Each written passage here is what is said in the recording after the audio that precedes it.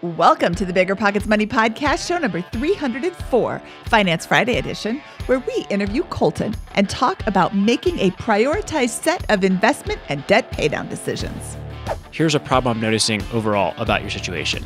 I got student loans here, some that I might pay off, some that might be forgiven. I've got this cash position. I've got a little bit in 401ks. I've got this live and flip project I'm doing. I'm spending my free time flipping furniture that I'm driving around, picking up and sending around, right? Like this, I think what I would advise is you make a prioritized list of these opportunities and then go more all in on your top one or two of them. Hello. My name is Mindy Jensen, and join me today is my co-host, Scott, not just another pretty face, Trench. Thank you as always for the great looking introduction, Mindy. Scott and I are here to make financial independence less scary, less just for somebody else, to introduce you to every money story because we truly believe financial freedom is attainable for everyone, no matter when or where you're starting. That's right. Whether you want to retire early and travel the world, go on to make big-time investments in assets like real estate, or start your own business, we'll help you reach your financial goals and get money out of the way so you can launch yourself towards those dreams. Scott, I am excited to talk to Colton today. He has a great set of circumstances with a little bit of a monkey wrench. He makes a great income, but he's got some student loan debt to tackle. Yeah, Colton has a tremendous he has positive cash flow, but he's got huge amounts of student loan debt. He's got a live and flip going on. He's got a side hustle. His wife's a veterinarian. They're about to have the baby. There's all these different convoluted things, and they're tugging at different financial strategies. And today we have to kind of unpack that convoluted situation between life, debt, investment options, house hack, live and flip, and two different careers, and come up with a prioritized set of initiatives and to design a financial plan around that. Yep, I think he's got a lot of great opportunities. We just have to focus on which one is the best for him given his different set of circumstances. Colton, I am required to tell you that the contents of this podcast are informational in nature and are not legal or tax advice, and neither Scott nor I nor Biggerpockets is engaged in the provision of legal, tax, or any other advice. You should seek your own advice from professional advisors, including lawyers and accountants, regarding the legal, tax, and financial implications of any financial decision you contemplate. Okay, Colton. Colton and his new wife have a great income, but they took out some hefty student loans to help finance their college degrees. Those loans are now in forbearance, and they're looking for tips for what to do with the extra cash that they have on hand. I said extra cash in air quotes because, as we all know, there is no such thing as extra cash. If you have extra cash, go ahead and send it to me. Colton, welcome to the Biggerpockets Money Podcast. Thank you so much. Great to be here, Scott and Mindy. So we're going to jump right into it because we have lots of things to talk about. Colton, what is your income and where does it go? Yeah, absolutely. So roughly we bring in around $11,000 to $11,500 depending on the month. That's a combination of W-2 income.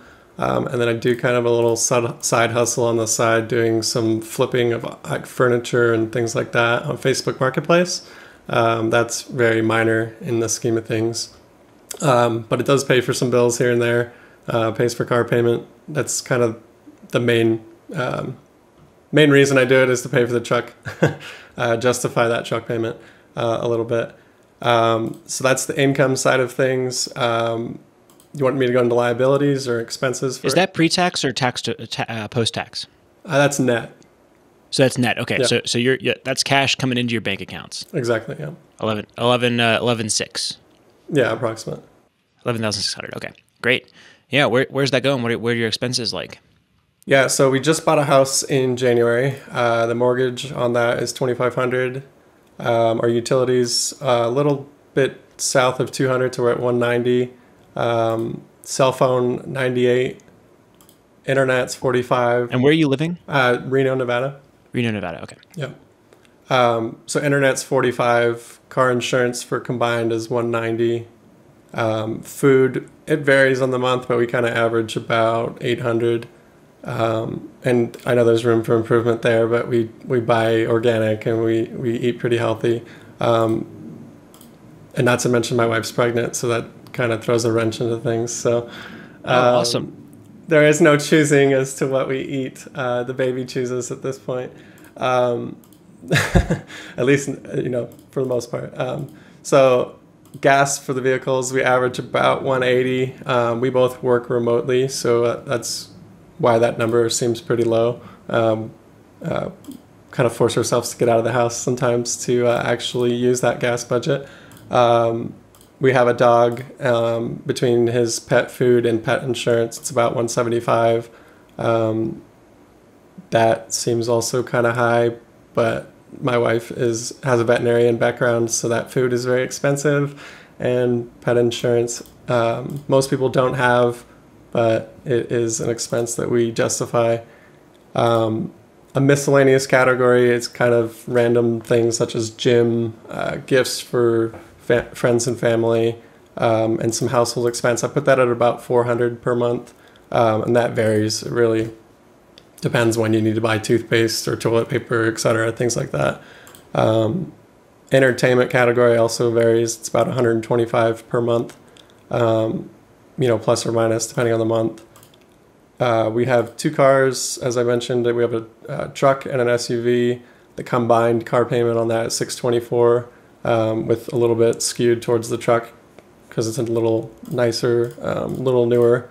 So that breaks down to $322 and $302 on the SUV. We have a orthodontic payment that we have at 0% interest that we're debating killing with some FSA money, but right now it's $246 a month. I think the term on that is, I think there's about 9 months left on it. So we're debating if we just keep it at the 0%, keep paying it, or just knock it out with some FSA funds that need to be used regardless by the end of the year. And then lastly, we have subscriptions. Spotify, I think Amazon is amortized over 12 months on that as well, at $30. So not terrible on the subscription side of things. So if my math is right, or if Excel is right, that's about $56.03. And then in August is when student loans may or may not kick back in, and that will be an expense of $22.40. It would be our minimum payments if it kicks back in August. So that will be added to our total expenses if that forbearance does not get extended. Great. What are your assets and liabilities? We got a lot of tactical items there to go in, so that'll be fun when we come back to that. Yeah, so the assets, our cash position, we try to keep it about 1.5 to 2 months right now, just because we have some things that we're trying to pay down, such as the cars. There is a balance transfer card, which I'll mention on liabilities, that we're going to strategically pay down here over the next 6 or 9 months. So cash position really depends. We just bought the house too, so it depends on home improvement matters as well. We just had a fun irrigation project, so that's a little dampen on the cash position. Equity in the house is approximately 100. I mean, that's really just based on the mint number that I'm looking at. That's his estimate. We could probably list the house for a little more than that right now, but obviously we're not looking to go anywhere. I just threw that in there. The truck technically has equity in it. Vehicles obviously are not assets but I mean, there's still, if we needed to, if we could sell the vehicles, downgrade and get something cheaper. So there's approximate $14,000 value in the truck. I'd put approximate probably 8 to 10 value in the SUV. There's only about $4,700 left on that loan. I have a 401k. It's sitting at about $6,000 with my current employer. I have a rollover IRA, so it's just a traditional sitting at $25,000. A Roth IRA sitting at $5,500, and then my wife has a 401k at approximately 10, plus or minus. I didn't check that 100%, and then she has a Roth IRA as well, sitting at about 6. Awesome. So what do we peg your net worth at here? Not including student loans or including student loans. Mint technically says net worth is around 100, I think it is. But I don't put my student loans on Mint because I don't like to see that number pop up. So that was assets. I mean, if you're including the student loans, we're technically negative. In the negative approximate to mid 200s. I actually haven't done that calculation exactly, but just because forbearance has been in place for so long that, not that we forgot about our student loans, it's that the payments haven't been required for this whole time. So got it. Okay. And what are your goals? How can we help you here? Yeah, so I mentioned to Mindy that I'm looking for some live-in flip tips because we just bought a nicer house that was mid-renovation when we purchased it.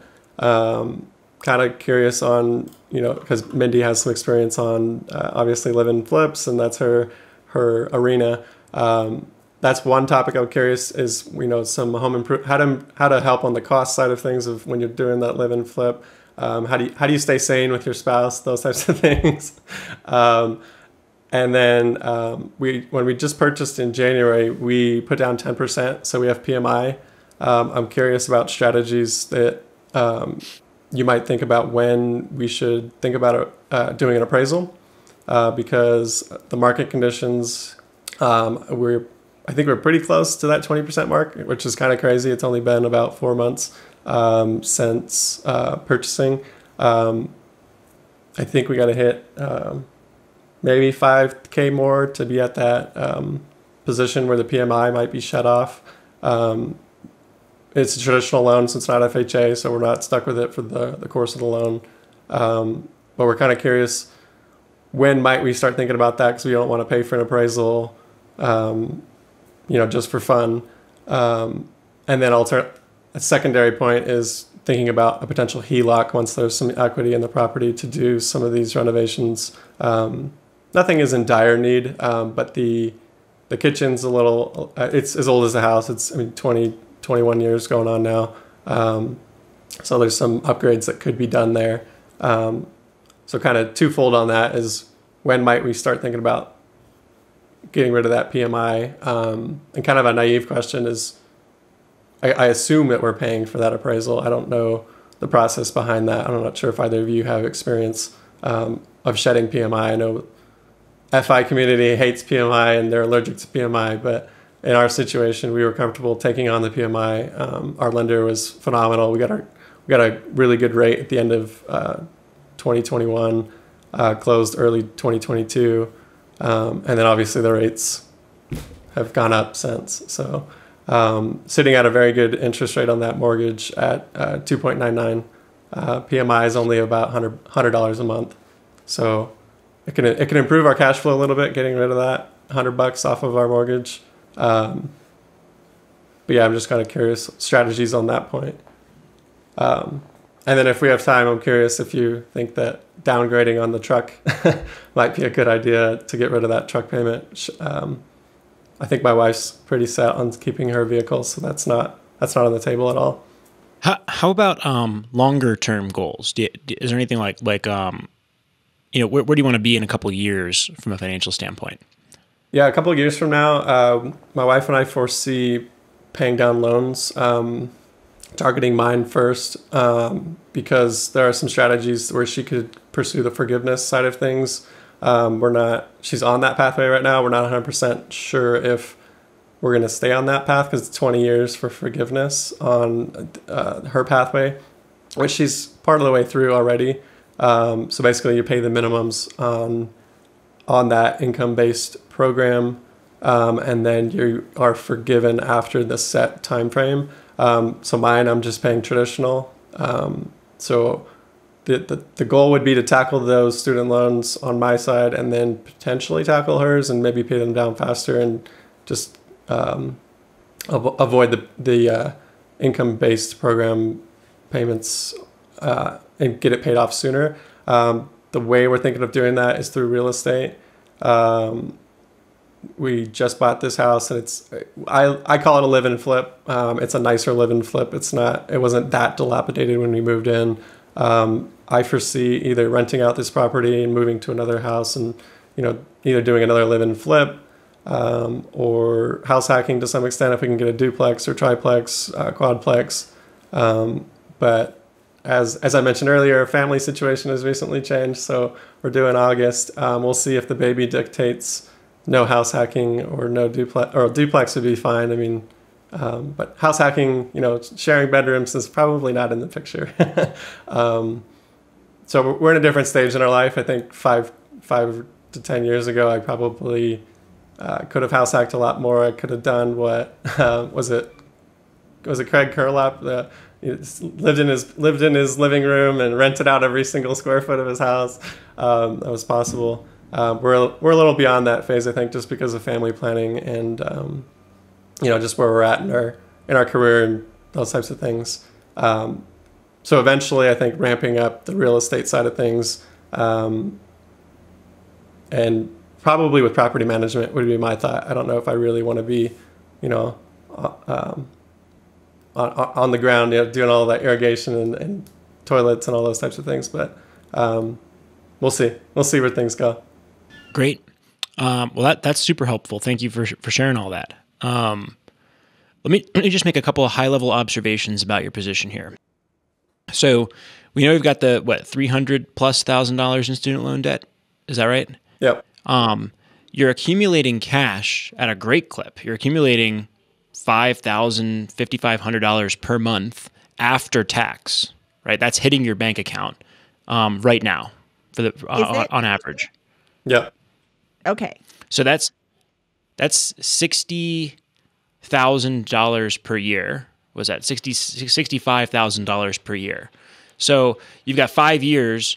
If you want to pay off your student loan debt, you could just do that for 5 years and you paid it off, plus whatever the live and flip equity comes in, if you're able to generate equity on that. That's with the caveat that that's without student loans. So we'll see what happens with student loans. So I don't know if it won't be a 5-year timeline necessarily, because with student loans, that takes our cash position down at $2,240 each month.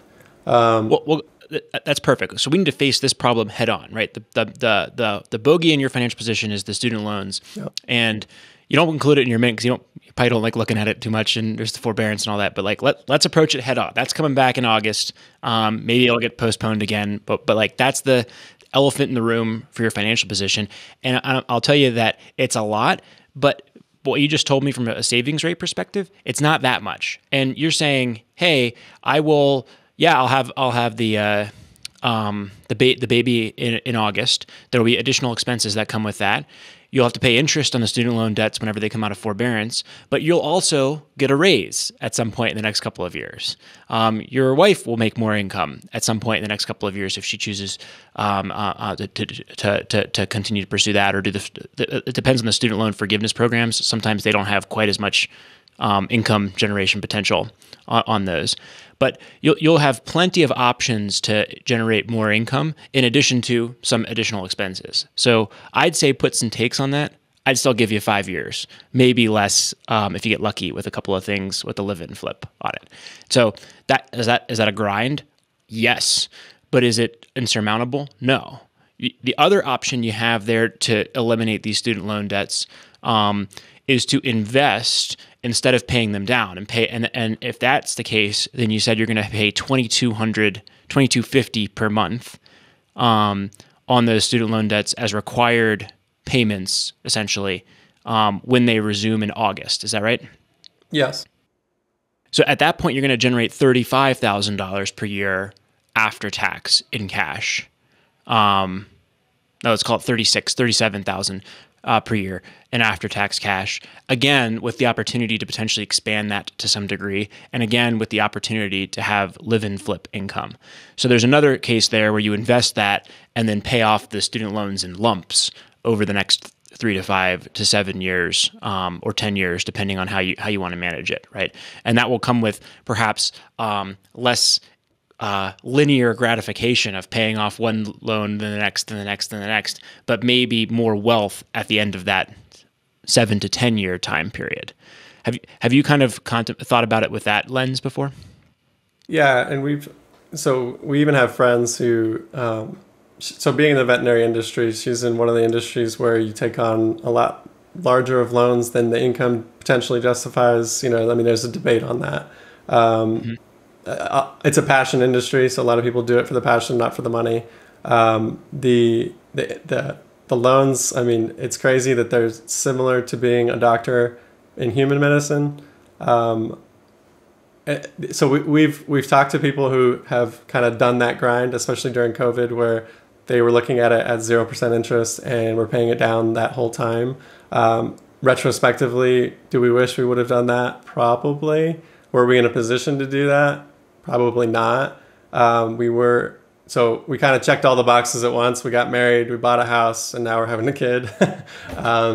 So we were kind of progressing through our relationship, family planning, all of that. I think looking forward, we have thought about, we need to, kind of do that grind, like you said, and potentially look at some of the buckets that we have and see if we can pull back on some of them, or see if we can increase our cash flow to some extent too, because then that would accelerate that process even more. But even at our current position, I agree, we could just grind it and get it done probably 5-6 year mark, maybe faster if our careers accelerate faster than we anticipated. And remember, all these different things will happen over that same time period, right? You have 2 cars, with both of which are financed, right? Yeah. How long is the loan term on those cars? When do you pay off the first one or the second one? The SUV is a shorter term. It's only got $4,700 left on it. I think that would be paid off if we just kept paying by middle of next year, I think is approximately where it would be at. The truck was a 60-month, and I just took it out last February, so we're still looking at 4 years and change on that. That's another potential strategy, is kill those car payments. So either paying them down or selling and downgrading to something a little, get a beater truck or get a beater. Ironically, I owned a Corolla that was paid off before I bought this truck, so that I put that in my notes to Mindy. I was the 5-friendly Corolla paid off, and then I decided I wanted to buy a truck because we camp and we hike and we kayak and we cycle and all those types of things. So the recreational piece, living in northern Nevada, we wanted a vehicle that was easy to do all of those things. And, but ironically, in 2021, we didn't get to do a lot of that because of the crazy fires from California, Oregon. Everybody was on fire, and our air quality was probably, I think it was the worst in the world at the time. There was a lot of news articles about. We had a similar thing here. It probably wasn't quite as bad, but yeah, we went on a trip to Fort Collins around that time, and it was raining ash from the sky. Yeah. From one of I lived by fires. Fort Collins, and it was raining ash in my pool. Yeah. So, okay, I've got a couple of things. First of all, let's go back to the student loan thing, because you had mentioned a forgiveness plan that is 20 years long. And how are you any sort of like timeline into this, or have you not yet started the 20-year forgiveness plan yet? Yeah, so it would apply to her loans only. All of her payments would qualify, and also the forgiveness or forbearance months also supposedly qualify. There's been some news articles about some servicers not properly applying them and things like that. I think that's probably been straightened out recently. But yeah, every payment she's made since getting out of school has been towards that. So I think she's in like the 4 or 5 year mark on that. Okay. But really the calculation is, can we pay it down faster than waiting that additional 15, 16 years? Yeah, absolutely. Yes, you can. Yeah. How much of the loans are hers? Approximately 2/3. 2/3. Okay, so like 100K, 115. 2/3 of 300. No, she's in the 200 range. 200. 200. Yeah, so I'm like that math doesn't. Wow, whoopsies! I'm not supposed to be doing this. Yeah. No, yeah. So she's in the 200 range. I'm just north of 100. Okay, so what is not? I don't think what is not really promoted in this forgiveness plan is that you will owe taxes on the amount forgiven, and $200,000 taxes on that is going to be a fair penny. That's not over the course of 20 years. That's all in 1 year. So I am with Scott since you are 5 years into it. If you were 19 years into it, I would have way different advice. But you're 5 years into it and you would have already been paying those loans anyway. Yep. I would go with Scott's advice to try and first tackle your loans and see where you are. Continue to pay on hers when the forbearance is over, start back up with the payments, but tackle yours first because you don't have any benefits to keeping yours for a super long time. So pay all of yours off and then look at your financial position. Okay, now we're, 7 years into her loans and it looks like we could just knock them out in a couple of years. Do that because 20 years, that's you having to work for 20 years and pay for 20 years, whereas you could be done with it and on your way to financial independence. I would say I'm not necessarily in camp grind and pay them off. I'm definitely in camp grind, but it's camp grind and then pay it off, or grind and invest in alternative assets and ignore the student loans or make the minimums on them, right? Those are the two options that I see here. And it's a huge bet, one direction or the other, about what's going to happen over the next 5, 10, 15 years from an economic, personal standpoint to make that decision. So there's no right answer there. I think that's something we can discuss at this point. I do think that it would be wise if the interest rates are close to pay off your student loan debts first, if you're going to pay off the debt and then attack hers. But if you find, hey, it took us a year and a half to pay off my student loans of $100,000, and I can back into, and now a year and a half later, I got this promotion at work. My income's at this level. Inflation has been really nice. Inflation's your friend in this particular scenario, because higher inflation means that the debt value is lower in a few years than in real terms than it is today, and you'll hopefully be earning more with that. So those would all be positions to think through in terms of paying it off. But I don't see any reason why you guys would have to, in this situation, wait 20 years to get forgiveness on this. In 20 years, you can build a position that's worth millions of dollars, literally, with compounding and investing.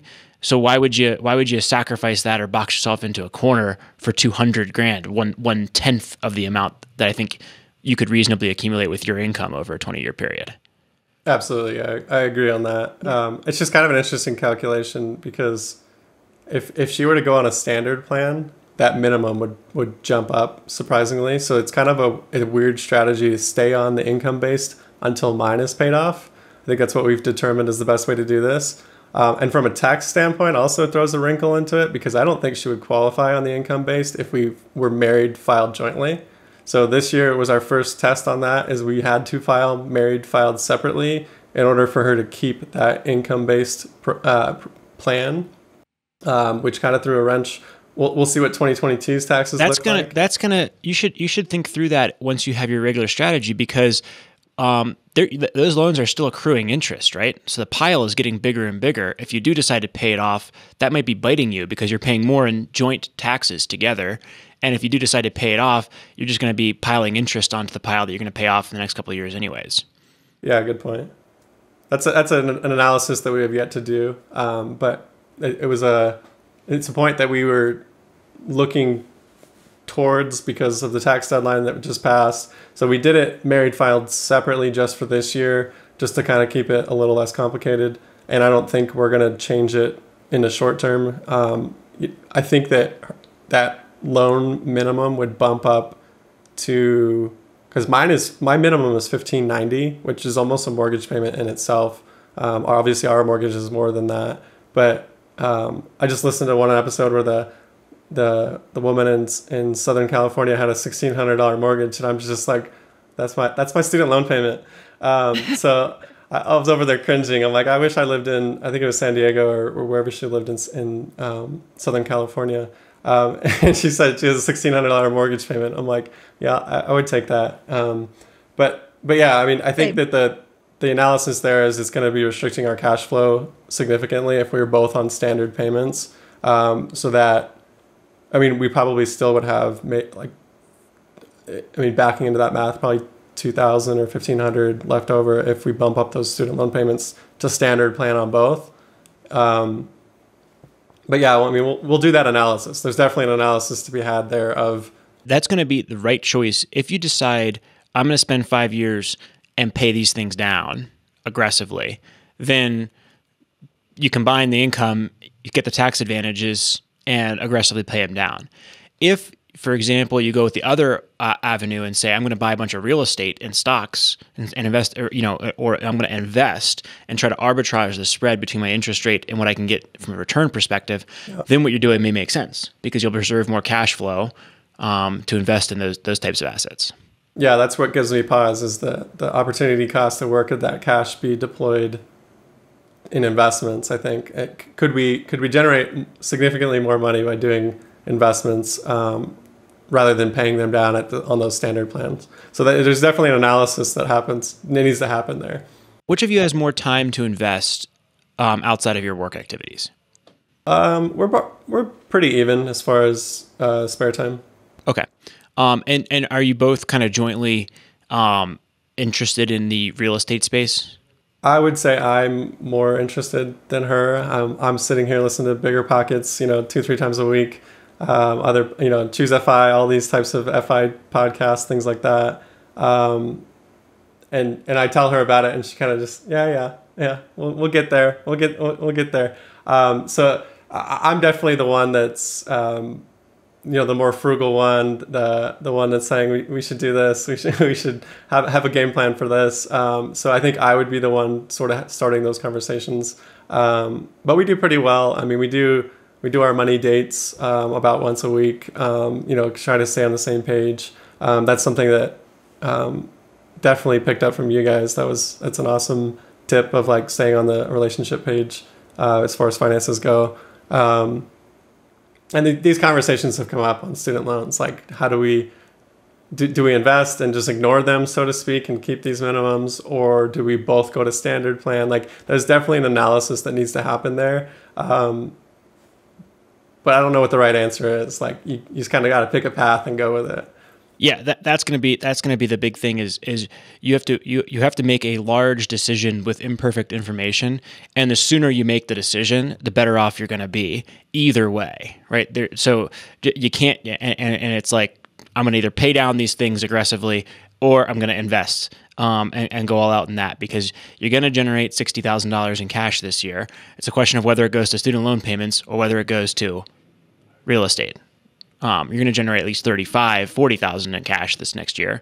Where are you going to put it? And the question is, if I'm going to sustain real estate as a 10-year plan for my wealth building approach, then that maybe that makes sense. If I feel like I'm going to be very casual participant and kind of in and out of that while I've got all these other demands of my time, then maybe the student loan payments make a lot more sense. That's super simple. And you just pile on the money into the student loans and you passively invest in index funds once you get them paid off and have a big, have a little party and then go on. And either way, in 15 years, when your student loans would have been forgiven, you will have a much larger pile of money, in my opinion, doing it this way, and 10 years of your life with optionality for your wife, at least, that you wouldn't have had otherwise, or 15 years that you wouldn't have had otherwise. Yeah, it's kind of funny. The conversation shifted on that forgiveness because it seemed like that was what she was gung-ho about when I first met her. She met with a financial planner. She knew about the tax penalty so she was kind of setting some money aside, planning for that. And I kind of was scratching my head like, does that really make sense? Like, you could tackle that a lot faster than 20 years. Like, even if you had a 10-year timeline on it, you could pay it down faster. So yeah, I think that the conversation shifted towards, we're gonna kill both sides of the student loans, mine and hers. It's just picking that strategy that we want to go with. There's a little bit more analysis that we need to do there, and then we need to just pull the trigger and do it. Yep. So something that we haven't talked about is the fact that there's 7% interest and their federal student loans. And when we spoke with Robert Farrington from the College Investor back on episode 267, he said for everybody who has already refinanced out of their federal student loans, the forbearance doesn't apply. But if you have not financed out, now's not the time to finance out because you have a 0% interest rate and it's in forbearance, so you don't have to make any payments. Once it comes out of forbearance, and it is currently at the end of August as we record this today on April 26th, but who knows, maybe like every time I record an episode about student loans, the next day the government's like, hey, we're going to extend it. So it's probably going to be extended. There you go, Colton. That's my gift to you. I've extended your student loans by talking about them. But once they come out of forbearance, 7% seems like a high interest rate. I would look at what you could refinance out. I think SoFi refinances student loans. I know SoFi does. I don't know who else refinances student loans. This is one area of the world where Scott and I are actually rather uneducated, is because we didn't have student loans. But Robert Farrington from the College Investor and Travis Hornsby from Student Loan Planner both have a lot of information on their websites about student loans and where you can refinance and, repayments and things like that. The forgiveness plans, et cetera. They can help you make a more informed decision about your choices. But I think once you do come out of forbearance, look into refinancing. And interest rates are going up, so maybe that's going to be a really great rate. It certainly has helped you over the last 2 years to have a 0% interest rate. Yeah, and I like the real estate and the house hacking for this as well, right? You add value to your house via the live and flip in a really calculated way, and then you cash out refinance, or you have the option to cash out refinance if and when interest rates, interest resumes, forbearance ends on these student loans. Now you're swapping that 7% rate for a 3.5% or 4%, or maybe 5%, depending on where rates go this year, in your home equity on a 30-year amortization period, which may be more advantageous than your payments for your. For owner occupant, I think the rates will be. I can't imagine the rates jumping past 6%, Mindy, on owner occupant loans this year. Although, maybe famous last words, but we'll see. I don't know that they're not there now. For owner occupants? Yeah, they're close to 5.5 right now, so I wouldn't be surprised if they're at 6. I'm going on an investment property at 5.8 right now, but I didn't realize that was the case for owner occupants as well. When did you lock it in? Like 4 weeks ago. Yeah, there's been a lot of change in the last 4 weeks. It's unreal how fast rates have moved. But yeah, I mean, that I think that's a good point. Hey, if you're looking at rates, get quotes early, get quotes often, because they're changing rapidly.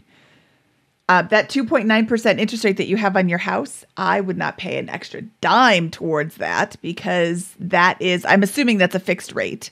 Yep. Yeah, don't pay an extra dime on that. Your truck is at 1.9%. I wouldn't pay extra on that. Your SUV is at 3.5%.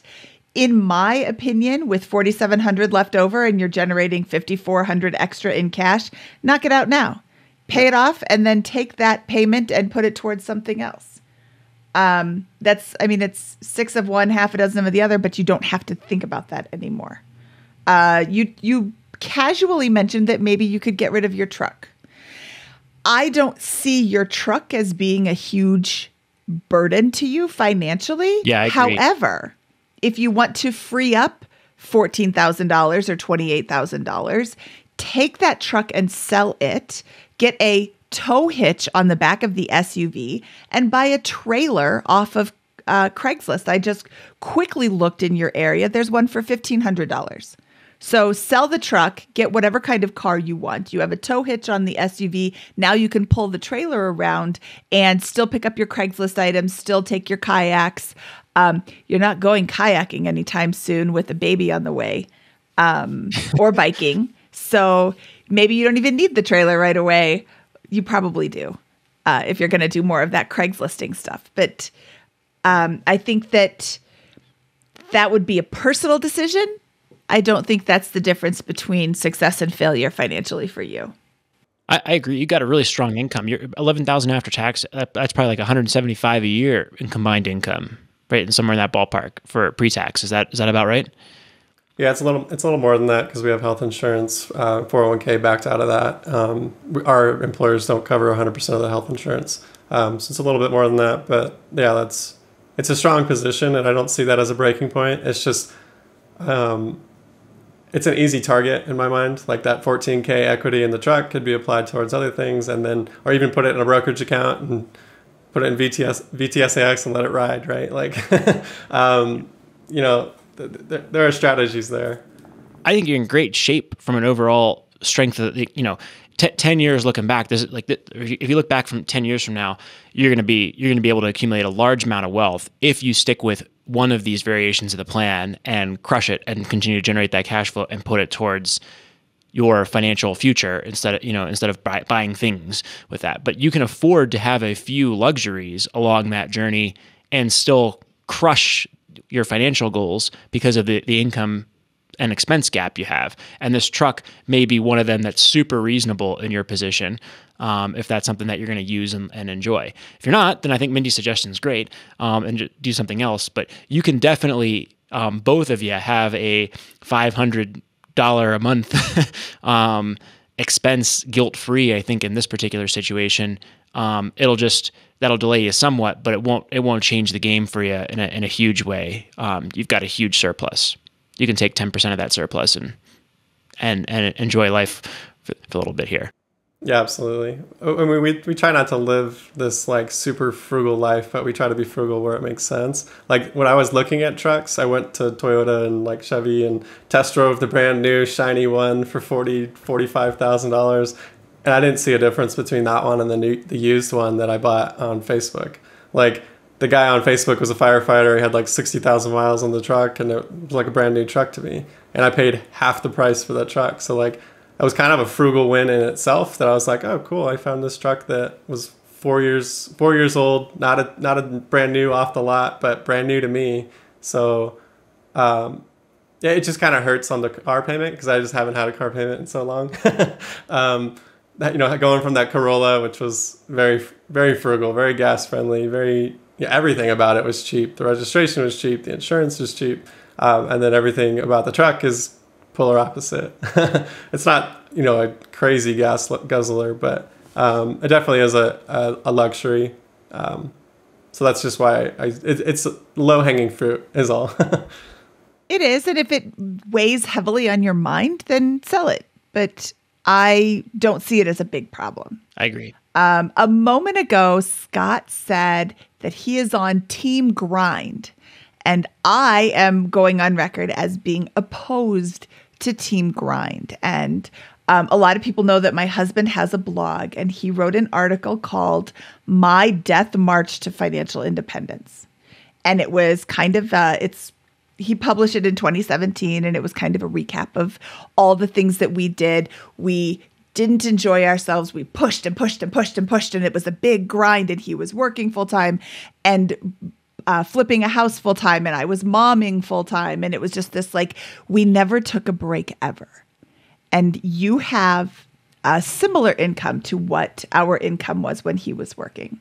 And it wasn't any fun. And I want to send you that article. I'm going to link to it in the show notes because I think it's really important to read and remind yourself that, life is still meant to be enjoyed. And I'm saying this right here like I live it now. I'm still learning this lesson. But if I can take my years of knowledge and pass them on to you at your age to enjoy your life instead of just push, push, push, if you get to financial independence 3 years later, but you enjoyed the whole journey, that's better. Yeah, I agree. Yeah, I would completely agree with that, with the caveat that you need to set up a lane that you're comfortable swimming in for a number of years, right? Knowing that if you do what you're currently doing right now, and the student loan debts, for example, remain, with that, you're going to generate $60,000 in cash per year. Ideally, a little bit more than that with puts and takes over the next couple of years. Baby coming in, but also hopefully raises, promotions, income increases at work with that.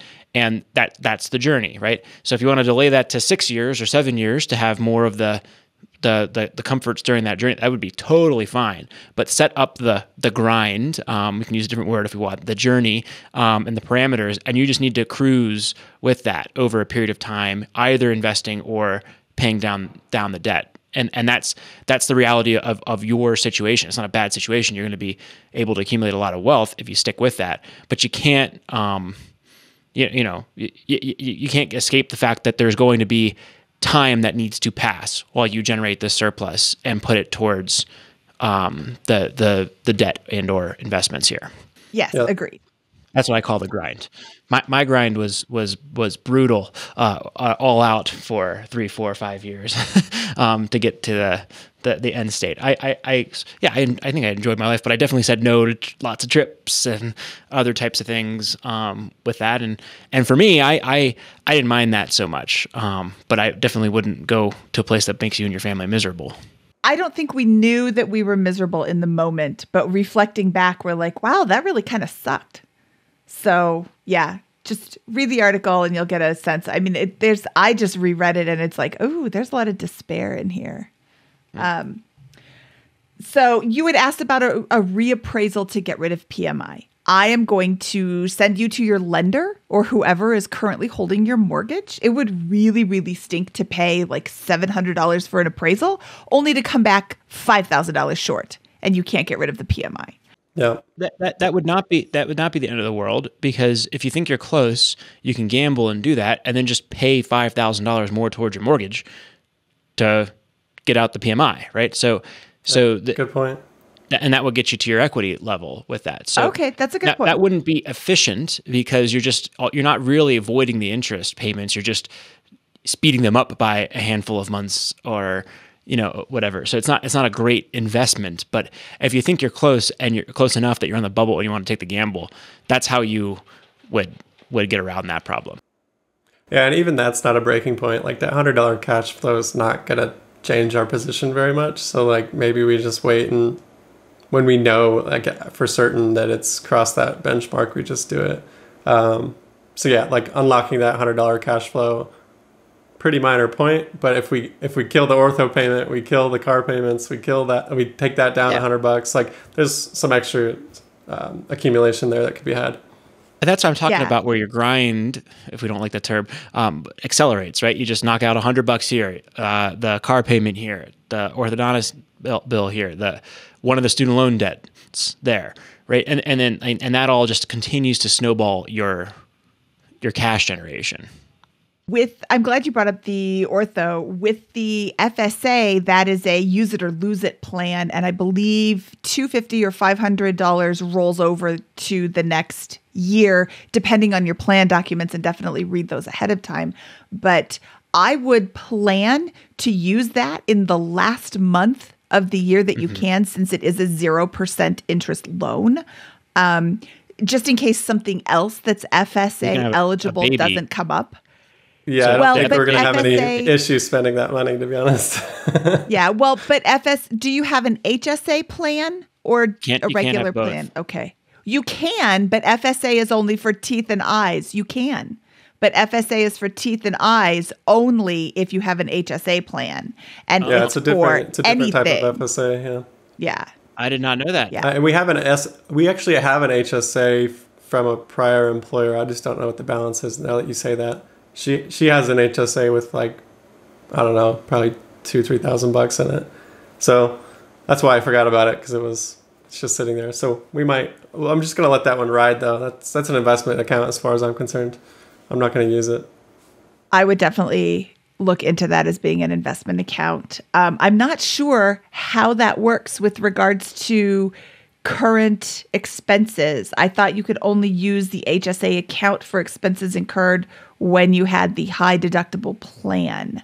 Good point. That might be a research point to look into. Yeah. Research opportunity. And we're going to ask that in the Facebook group. HSA expenses question. I'll just make a note so I put it up there. But yeah, definitely make plans to spend all of that on that, just because why pay for that with post-tax dollars if you don't have to? But yeah, going into next year, the baby's due in August. You'll probably be able to spend all of that FSA money. Next year, you'll have a lot of doctor's visits just because babies go to the doctor all the time for well checkups and things like that.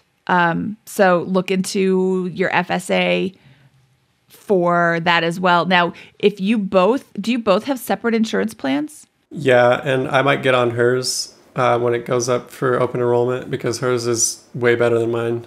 Like her plan says that to have a baby, it's like $300, and that's unheard of. Like it's this crazy grandfathered in plan that is awesome.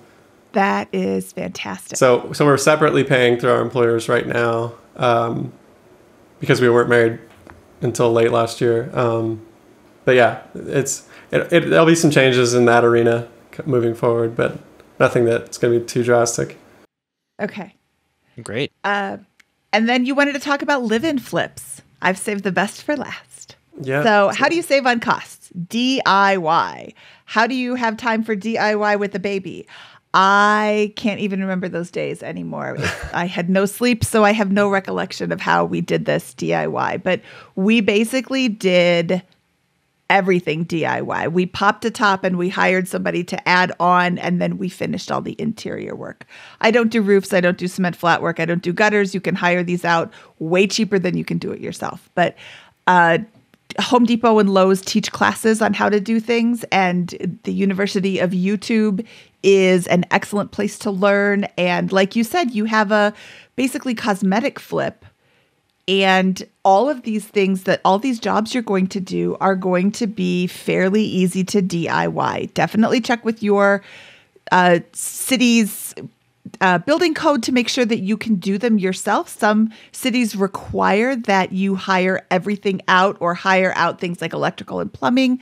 Some cities will allow you, the homeowner, to do the work yourself so long as you live there for X number of time afterwards. My city says I have to live here for a year after I do all the work myself. So we just DIY'd solar panels. I mean, you can DIY anything you want here in the lovely city of Longmont, Colorado. You just have to live there afterwards. So that's the number one tip for saving on costs. And if you don't have time or don't have the knowledge to do it, and learning how to do electric is going to be a tough job. And I should say that my father-in-law was an electrician for 40 years. So we had kind of an in, and, we learned with real help. And, electric and plumbing is kind of the same thing. And it's not the same thing, but it's like they're easy to do if you know what you're doing. And step number one is turn off the source. So turn off the electric, turn off the water, and then it's not so hard. If you make a mistake, real quick that you made the mistake. But I can understand why people would be very leery to do these themselves. If you're going to do a plumbing job, all the plumbing all at once. Have the guy come in and the provider, I don't want to be sexist, have the provider come in and do all the work at once. So have all the faucets you're going to have changed out, all of the work that you need to be done all at once. So they're not coming out multiple times and you're incurring multiple charges just to come visit the site. Think about what you really, really, really want to have done. You can paint yourself. You can install flooring yourself. Like I'm such a proponent of DIY. I'm such a proponent of DIY because it's so easy to do, and renting a tool versus buying a tool. I mean, I have every tool just because I've used it at least once, and it doesn't all have to be done right now. I mean, you've got a baby coming. You just moved in. You've got 2 years in order to hit the capital gains exclusion. So, make a plan for how you want to tackle it, and then just get to it when you get to it. I also think, in addition to all of Mindy's great tips, here's a problem I'm noticing overall about your situation. I got student loans here, some that I might pay off, some that might be forgiven. I've got this cash position. I've got a little bit in 401ks. I've got this live-in flip project I'm doing. I'm spending my free time flipping furniture that I'm driving around, picking up and sending around, right? Like this, I think what I would advise is you make a prioritized list of these opportunities and then go more all in on your top one or two. of them. So for example, here's an incongruency in your situation. I'm trying to pay off my student loans, but I'm also trying to flip my house at the same time, right? One strategy is conducive to having a very small cash position, finding all of the dollars in your budget, knocking out expenses, and keeping that grind consistent and paying off all the surplus into your student loan debt. The other situation calls for a very large cash position. So you're able to make these calls and say, I'm going to do this project myself, and I'm going to buy all the materials and spend these couple weekends doing it, and that's going to cost me $3,000. This one, I need to call the plumber and do all of the plumbing all at once, and it's going to cost me $15,000. It's going to be much cheaper to do it all at once with $15,000. Right. And so that's going to be your challenge here in the next couple of months is you need to pick a framework, prioritize these things, and stick with them. And there's no wrong answer or there's no right answer to it.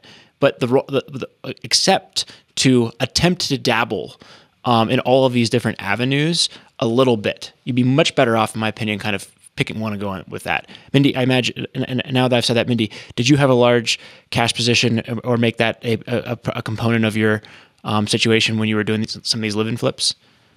We had a large cash position and the ability to find more cash if we needed to. We also could have benefited from that advice. Scott, where were you 15 years ago? Because we don't even do that now. We're like, we'll do it all. We can do everything. And we're going to prioritize everything's number one. And then that's how you get to the position where on your days off, you're laying flooring in your daughter's bedroom till 8:00 at night while she's like, I'm tired. I want to go to bed. And you're like, no, I just have 3 more pieces to put in. And it just kind of exacerbates itself over and over. So I like Scott's advice even better than mine. Make a list of the things that you want to do. Make a list of the extracurriculars you want to do. Make a list of all the things you want to do on your house and prioritize 1 or 2 at a time. Because, yeah, that baby's going to come in. You made a comment, well, the baby might dictate. The baby will dictate. Absolutely. The baby will say, I demand all the things. Yeah, Scott, you hit that point. Hit that nail on the head. My wife's going to listen to this and be like, yeah, that's exactly who you are. You know, pinball brain back and forth. We're going to do this. We're going to do this. We're going to do this. I think the student loans we kind of ignore right now just because they're in forbearance. So like that's not something we're like super focused on. I think the house is really the focus right now. The flip activity really doesn't take a lot of my time. It's actually on an auction site, so I don't like run around town all day. I buy things on this auction site, put them in my garage, put them together like maybe an hour or 2 a week. And then people come to your house for Facebook Marketplace. So it's kind of an interesting, like last month I made like almost $650 for like 2 hours of my time, which is, I thought was a decent ROI. That's awesome. That's your hobby, it sounds like. Yeah, it's kind of a hobby side hustle thing. It's kind of funny, but yeah, okay, definitely not a huge. If your house is the priority, which makes perfect sense, right? Say, what's my after repair value? What's the project plan to get there? And that is the first priority I'm going to talk about the money date each week or each month when I have that, right? And I'm going to go in and say, great. And is the rest of my plan backing into that as the number one priority, right? First thing I would do if the house is your number one priority is bump up that cash position from 1.5 to 2 months to 6 months. And that's your first financial priority because you're going to need that cash in order to make judgment calls about that project, execute the project plan, right? And that's totally fine. That makes perfect sense. Once you have the equity realized in the house, what am I going to do with it next? Am I going to cash out refi? Am I going to pay off the HELOC? Am I going to sell the place and go on to the next one?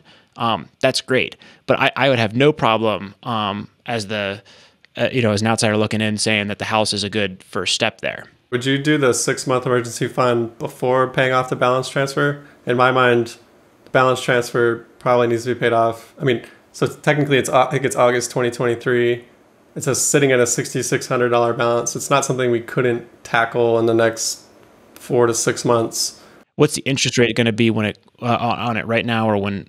Right. August? I mean, it's 0% till August of next year, and then I think it bumps to like 19 or 20. So definitely, it's not something we want to be sitting there. So build the 6 month cash position right now and sit on it and use that to fund your house. And then when that comes up, you can decide to pay it off just like you will with the student loans. You'll have the cash and be able to allocate it and say, but there's no interest accruing on it right now, and you have all that liquidity to build. So you could spend the next couple of months building the equity in the house and do that. And you're not going to run out of liquidity unless a catastrophe happens to your family right now, right? And so you have to juggle some balls. You can't have it all perfect all at once until you go through, let some time pass in your position. But I would build a liquidity position right now and begin using that to attack your number one priority, knowing that you'll have to allocate $6,600 by the end of the year to this balance transfer in order to avoid accruing 20% interest. There will be no higher use of your dollars than avoiding 20%, but it's not 20% right now, it's 0. Yeah. And the return on cash is going to be huge if you're using it to flip your house, or it's a good bet. That's only 1 month of spending. So if you have a 6-month emergency fund, you use the 6-month emergency fund to pay that off, and then you rebuild your emergency fund. I mean, that's slightly more than 1 month of your extra. Now, once your house is finished as a project, you'll have another decision point. Am I going to do another live and flip? In which case, keep the 6 month emergency reserve and maybe move it to 12 months, right? Because you're going to need a lot of cash to continue doing these projects, especially if you take on a bigger one. Or am I going to chill in this house, refinance to something that gets rid of the PMI or get out of the PMI, and then I'm going to start grinding the student loan debt. Okay, at that point, I'd go down to 1.2 to 2 months, or what you currently have. Essentially, keep a small thing and just drive all of the excess cash flow to the next highest debt payment, right? And so that's where I think if you can come up with a prioritized set of investments and a plan for the next couple of years, you'll be much better off because you'll be able to prioritize where things go and build your whole position around those priorities. Yeah, absolutely. Okay. The last thing I want to tell you before we let you go is you asked about staying sane with your spouse during a live-in flip. And we generally tend to jump in with both feet and rip out everything. And that is not the way to go. The way to go, the way to stay sane with your spouse is to have one room with a door that closes that is untouched. So usually your master bedroom or a different bedroom if you're working on the master bedroom where you can retreat away from the dust, because every once in a while you'll have a day and she'll have a day and the baby's off schedule and you're just like, I can't handle this. I can't concentrate on this at all. You go into your bedroom, you close the door, you watch a movie, you eat in bed, you just don't flip the house that day. And it recharges your batteries. But when you're in the middle of dust and there's all the walls are ripped out and you can't find any place to not be in the middle of your flip, it's really weighing on your conscience. And I've only had a few days like that in every single house that I've lived and flipped, but it's, and it passes, but you just need a space that you can retreat to that is door closed, that is untouched on the inside. So, and that could be the first room that you do. You work on that room and then you move into it as a nice space. Right now we're in our master bedroom and it's still ugly. I have wallpaper from the 1970s, the foil kind. It's really, really gross. But I think that is our master bedroom right now for us. It's kind of like the safe space. The rest of the house, I think 80% of the house has no baseboards. So it just seems like the whole house is unfinished to us. Like, because you see like the old paint where the baseboard used to be, and it's funny. But when we moved in, I came in and sprayed the whole house with fresh paint because the walls were like yellow from nicotine. Disgusting. Yeah, that's my house too. Yeah. Smells like money. It smelled like money. Sure did. Nobody else smelled that money. But yeah, now go in and get the baseboards. Make that your next priority. And it will feel more finished. Maybe she will be more excited about the house in general because it's not unfinished. My daughter really hated the fact that we didn't have any window trim up for a long time. She was embarrassed that we lived in such a disaster of a house. And I said to her, none of your friends care. They walk through the house to go to the pool. That's part of the reason that we got such a great deal on the house is because they had this pool that's in like terrible shape, but it holds water. So she can have a pool party. And none of the kids care that the house is a disaster because they don't spend any time in it, but she's so embarrassed by it. So once we got that finished, now she'll invite friends over. So little things can make a really big difference. So that is my advice to you. Have a place that you can go to get away from it all, and also put in baseboards. I appreciate it. Thank you. Okay. Colton, is there anything else we can talk about today for you or answer any questions for you? I don't think so. I think we hit most of the high points there. And obviously it's just picking a lane and going for it, like Scott said. Yep. I agree with Scott. Yeah. I don't think you have any wrong or right choices here. It's art. You have to make huge guesses about the economy, your personal situation, interest rates, all this other kind of stuff. So I think you pick one that you're comfortable with, pick a list of prioritization that you're comfortable with, and design your whole situation around the top priorities. And you will be just fine. You'll be cruising out of this in over the next 5 to 7 years with a significant increase in wealth and or student loan debts paid down, depending on what you decide with it, as long as you kind of keep the income and expenses relatively consistent over that period. Awesome. Okay. Well, Colton, thank you so much for your time today. This was a lot of fun. I think you've got a great position ahead of you, and congratulations on your baby. Yeah, congrats. Yeah, thank you so much. Send me pictures when that baby's born. Absolutely. Okay, we'll talk to you soon. All right, thanks so much. Have a good rest of your day, guys. Bye. All right. That was Colton with his great set of circumstances, his not so great set of student loan debts, but a good opportunity to pay them back. And I think that some great ideas for him and some great research opportunities for him, Scott. Yeah, I think this theme this probably applies to a lot of people who are in similar situations to Colton, right? I've got some debt, I've got some investment opportunities, I'm hankering for real estate. I want to become financially free. I want financial flexibility. I have, how do I allocate my surplus dollars here? Once I get into a strong fundamental financial position, which is what he is in. He and his wife have a strong positive net household cash flow, and are likely to continue that for many years to come, barring a problem. And when you have that situation, you can do anything. There's a lot of good options out there, but you can't do everything, and you have to prioritize a set of initiatives one by one and build your strategy around that. And that decision, we've harped on that multiple times throughout the show, so I don't want to beat a dead horse, but you have to make that decision. You have to prioritize it. There's no right or wrong answer.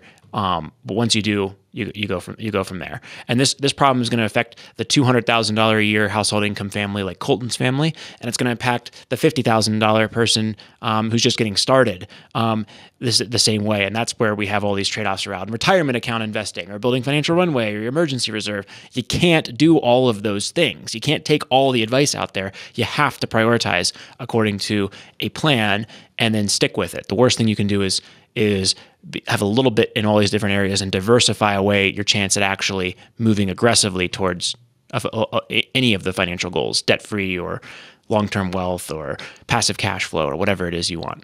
Yeah, ultimately, you can only take that dollar and deploy it in one place at a time.